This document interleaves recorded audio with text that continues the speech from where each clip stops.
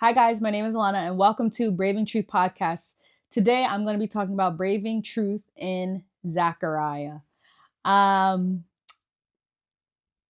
Zechariah is my son. He is about 3.5, about to turn 4. And he's actually my first son. I have two kids. I have Zechariah and Riley. And Zechariah was born with a condition called ANSD. ANSD stands for auditory neuropathy syndrome. So it actually is a form of hearing loss.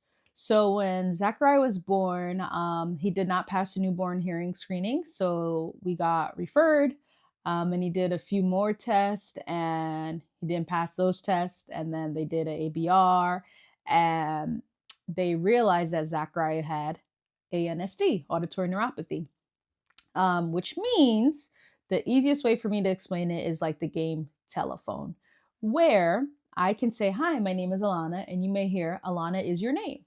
So, as the signal is passed up to the nerve in the brain, it actually gets lost in translation. It gets jumbled up to the point where the person listening with ANSD actually may not hear properly, clearly, correctly what you said. And it's not a very common form of hearing loss. So, as my first child, how did this make me feel? I was in complete shock. I was so shocked. I was devastated. I was broken. To be quite honest, I was just so confused and I just did not understand how, as my first child, this is what I was given. I'm just being real. I just didn't get it. I didn't understand why. And it's something that really rocked my world for 2 years. This is actually one of the reasons that Braving Truth came into my heart 2 years ago because of the situation with Zachariah. Um, it hurt. The enemy definitely had me. The thoughts were in my mind. The negativity was in my mind. Um, I didn't believe that God could heal Zechariah after time frame because I didn't see any results, any change. Um, I was taking Zechariah for prayer. I was asking people to pray for him. I was believing God for a little, but um, my faith and my hope was lost. That is for sure. With Zechariah, we always had appointments. I would drive 45 minutes one way for him. Um, we would have so many therapists in our lives. We've had so many therapists in our lives. We have had therapists leave us, new therapists have come. We've had different doctors. We have had different evaluations for him because when um, someone with hearing loss, a lot of times people tend that it could think that it could be other things wrong. So they want to clear all the things out. So for someone with ANSD like Zachariah, they can either have hearing aid, cochlear implant, or you just basically wait and see. Um, and that's what we did for a while. We waited for a little while to see if Zachariah would actually process what he heard because he actually always had normal hearing, which was also crazy because it didn't make sense to me. It's like he has normal hearing, right? But again, the signal was not getting to the nerve in the brain for him to receive that hearing that people were sharing or speaking to him. For me, I would say it was definitely a hard battle, and in recent time, it's actually truly gotten better. It was definitely hard because I felt like I had one of my friends had a baby around the time I had Zachariah, a little before, and her son wasn't unique, and it was hard to relate at times because I just felt isolated and alone that there was no one around me that had a child that was technically, if you ask me, considered deaf, right? And that was hard for me because I felt like, why was I given someone like Zachariah? Why? I just always questioned God, why? And I never got an answer for a while. Um, Zachariah did have hearing aids, but they didn't work because for hearing aids, they actually amplify the sound. They don't actually hit the nerve in the brain for your mind to actually realize that, oh, someone is talking to me, or oh, that's a noise. He had that between 6 to 8 months, a little after 6 months, and he didn't like it.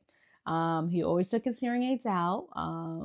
And to me, I wear glasses, and that was always alarming to me, because I said, if I wear glasses, I wear my glasses because I can see and it can help me. Where Zachariah is pulling his hearing aids out, which to me meant that they weren't working. And we had got a lot of different opinions from doctors, audiologists, and there's not actually a lot of doctors, or audiologists, I should say, that are actually familiar with ANSD. And we had gotten connected to the most wonderful audiologist that we still have to this day. Very thankful for her. She has been so patient with us. She always used to tell me, you're doing everything that you can do. You're doing enough. I would always say, what else can I do? Like, how else can I help him to get spoken language out of him? And she's like, just keep doing what you're doing. And I was like, wow. And for me, I never saw results right away. And that's when I started losing my faith and my hope in what was going to happen to Zachariah, and thinking about his future, and just wondering. Chaos was truly in my mind. A lot of people didn't even know that Zachariah was born like this. A lot of people didn't even realize that Zachariah had this condition. Because I truly never processed it. I never truly had accepted that Zachariah was a kid that has ANSD, a form of hearing loss. And that was also hard, because I was just so worried about what other people were going to say, their thoughts, their opinions, how they were going to treat him, if he was going to be seen different, And to me, it was just a lot. So I'll never forget, I was pregnant with Riley, that's my daughter, and my husband Steve and I were on a date, and he just said, so are we going to give Zachariah a cochlear implant? When are we getting him a cochlear implant? And I'll never forget that moment. I'll never forget that scene in my head, and my stomach just turned, and I was just like, in my head, we're doing this conversation right now? We're supposed to be on a date. And I was pregnant with Riley. I was due real soon. And it just hit me like, wow, we have to do something for Zachariah. I didn't like that Stephen asked me that question, I'm going to be honest, but I'm very thankful that Stephen actually was bold and courageous to speak up to me and say, like, we have to do something for our son. After that and hearing that, we just started moving on, getting him, seeing if he was a candidate for cochlear implant. That's where all the evaluations come in. And when you decide to get a cochlear implant, or to get your child a cochlear implant, you're risking a few things. You're risking, if they have hearing like Zachariah, for it to be completely gone with the surgery. You're risking that if you get the surgery, there is a big chance that the surgery may not work. And that surgery is a 5-hour surgery, because Zachariah is actually bilateral implanted, which means he has cochlear implant on both sides of his ears. And that's a big risk, right? And we did the surgery. Zachariah has been activated, which means when they turn on the processor, he's been activated for almost a year. And within a year, we have seen tremendous growth. Tremendous growth. Thank God. And that actually means too that the surgery was a success. So I'm very grateful for modern technology, looking back now and thinking about it now. But for me, I just can't believe that I allowed the enemy to blind me, and just be in my mind and in my spirit. I was physically out of it. I was mentally out of it. I was emotionally a wreck.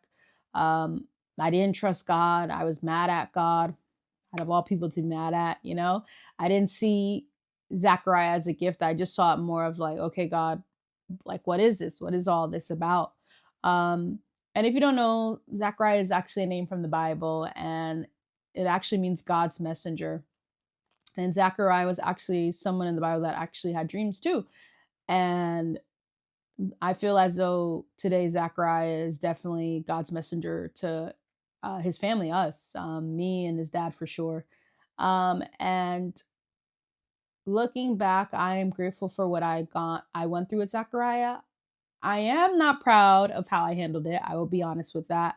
But I'm grateful that I'm not in that spot anymore where I wasn't accepting of it, and that I would just cry all the time and just self isolate all the time. I'm just very grateful that I'm not back there anymore and that I'm truly a lot better.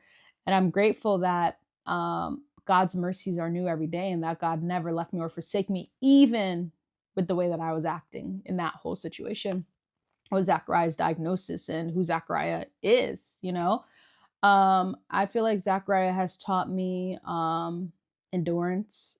He taught me that I'm actually very stronger than I think or even know. And he actually taught me that in all of the midst of everything going on in the chaos, that my one job right now is to figure out how to fully surrender everything in my life to God and truly trust God like never before. One of my favorite verses in the Bible is faith as small as a mustard seed. That was me before Zachariah. I was that faith girl. I was that faith girl all the time, and I just came tumbling down. And I'm working on now to get back to that faith girl. I used to dread the doctor's appointments. I used to dread the drives.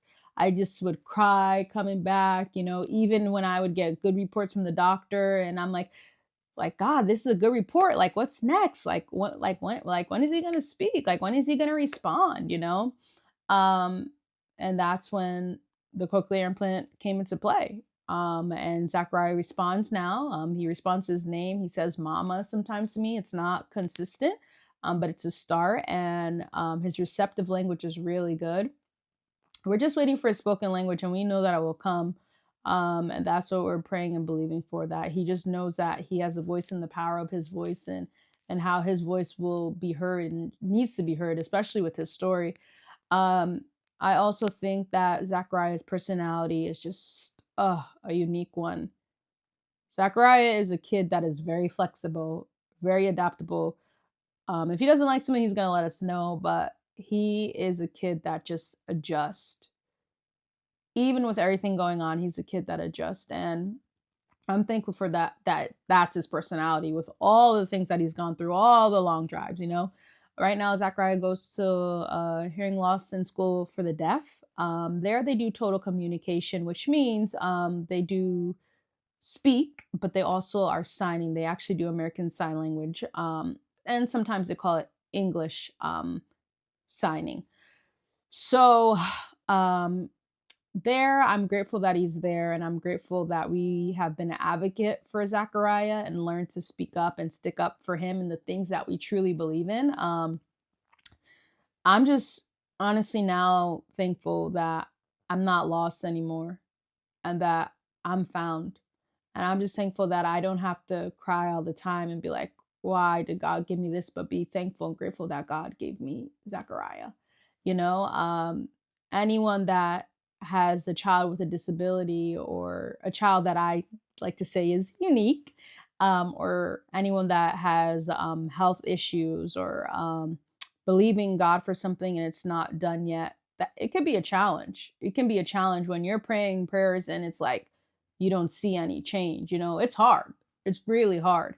But sometimes we're looking for the change in the wrong ways, or we're looking for the answered prayers the wrong way. We're asking God to fix something the way we want it to fix, but in reality, God's going to give us the answer prayer the way he sees best for us, because he knows what's best for us, and that is something I learned about Zachariah. Like, even through everything that's going on, look for the little specks of joy and the chaos in him. Look for all the good in him. Like, be thankful for what God has done for him, and just hold on to those things to help regain my hope and my trust in God.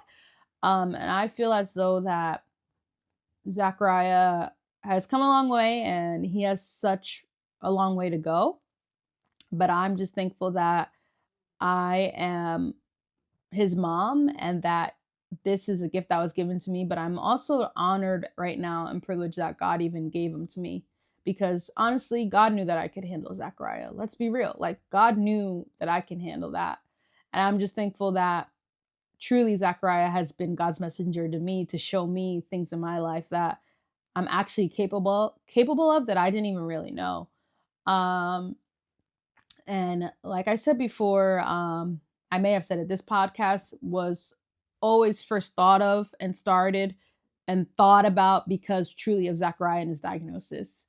I just wanted to create a space where people didn't feel alone or didn't think that they were alone, and I'm just happy that we're here, and I'm just happy that I'm on the other side and that I'm not in the pit anymore, but I'm actually climbing to the mountaintop.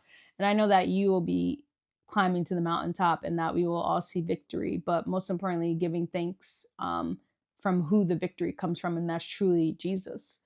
I'm just going to close out right now in prayer. Dear God, thank you for anyone right now that is listening. I thank you for anyone that may be praying for stuff and they don't see anything yet.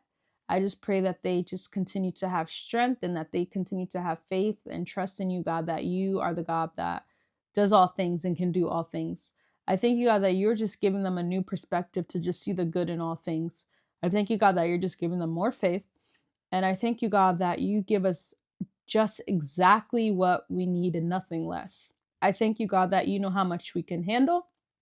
I thank you, God, that people are going to feel you like never before, but most importantly, that when you answer those prayers, that you are the God that will get all the honor and glory because you're the one that made a way and did it. We thank you, God, for our hearts. We thank you, God, that we have community. And we just thank you, God, that you are always there no matter how we act or no matter how much wrong we do. In Jesus' my name, I pray. One thing I want to challenge you with is to find community. Find someone to share and vent to about things that you're stuck in, holding on to yourself. Find someone to talk to about all the chaos in your head and the negativity that you may be experiencing in your head that no one really knows about. Because the more you share, for my personal experience, the better I feel after I share, because there's people now that know that can be praying for you and you don't even have to ask them to pray for you. But honestly, there's people that can support you and guide you. There's nothing like having someone and people in your life to pick you up when you're down. And I'm truly grateful that my husband has been there to pick me up when I was down, and lost and just confused. And I'm also thankful for our church community that sees us, but most importantly, fellowships with us and walks this life with us. If you don't have a home church, I would definitely encourage you to find one. Try churches out, see what they're all about. But most importantly, this life is about relationship and having others to do life with and not doing life alone. So I definitely encourage you to do that. But most importantly, I just want to thank you for listening to Braving Truth. I can't wait to see you next time. Bye. If you enjoyed and were encouraged by this episode, please share it with a friend or family member that will be blessed by it. Please don't forget to like and subscribe, but most importantly, stick around for more uplifting and brave content. See you next time.